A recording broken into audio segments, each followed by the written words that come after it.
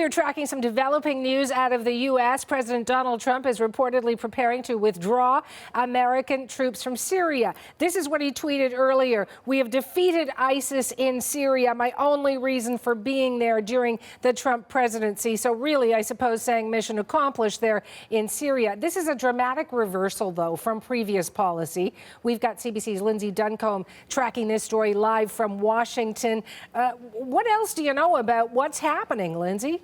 Well, there aren't a whole lot of specifics about when this retreat will happen, in what kind of order, but certainly the White House giving the impression that they believe that ISIS has been defeated and it is time for troops to come home. This is a statement that Sarah Sanders, the White House spokesperson, put out not long ago. She said the victories over ISIS in Syria do not signal the end of the global coalition or its campaign. We have started returning United States troops home as we transition to the next phase of this campaign. The United States and our allies stand ready to re-engage at all levels to defend American interests whenever necessary.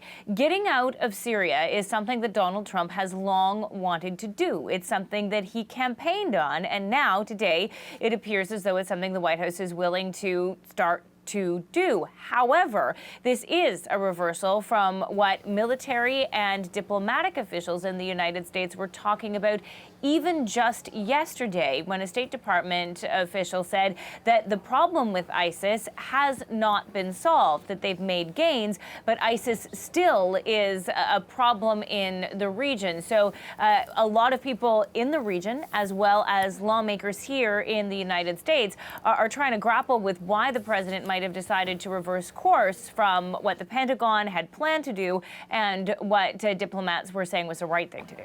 So obviously, Lindsay, concerns about withdrawing from Syria, but what is the argument being put forward for staying in?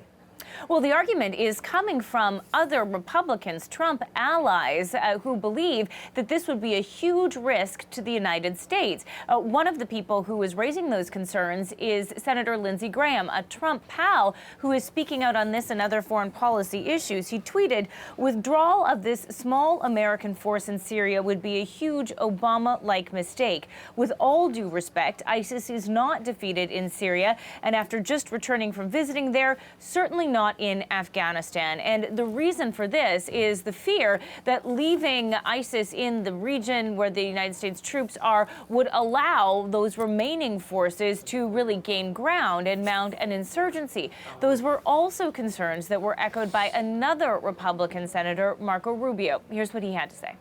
The decision to withdraw an American presence in Syria is a colossal, in my mind, mistake, a grave error that's going to have significant repercussions in the years and months to come.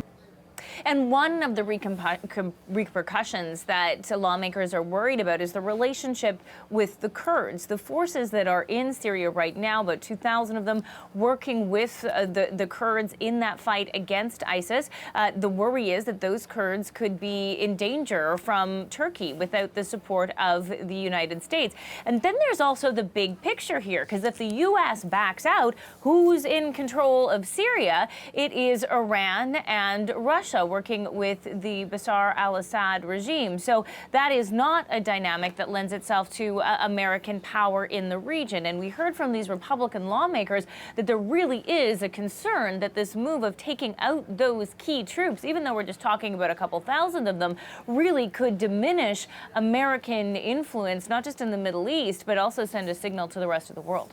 Thank you, Lindsay. CBC's Lindsay Duncombe in Washington. Just want to add a footnote to this story. Britain's Deputy Defense Minister is taking issue with Donald Trump's claim that ISIS has been defeated in Syria. Tobias Elwood says the militant group has, quote, morphed into other forms of extremism and the threat is very much alive.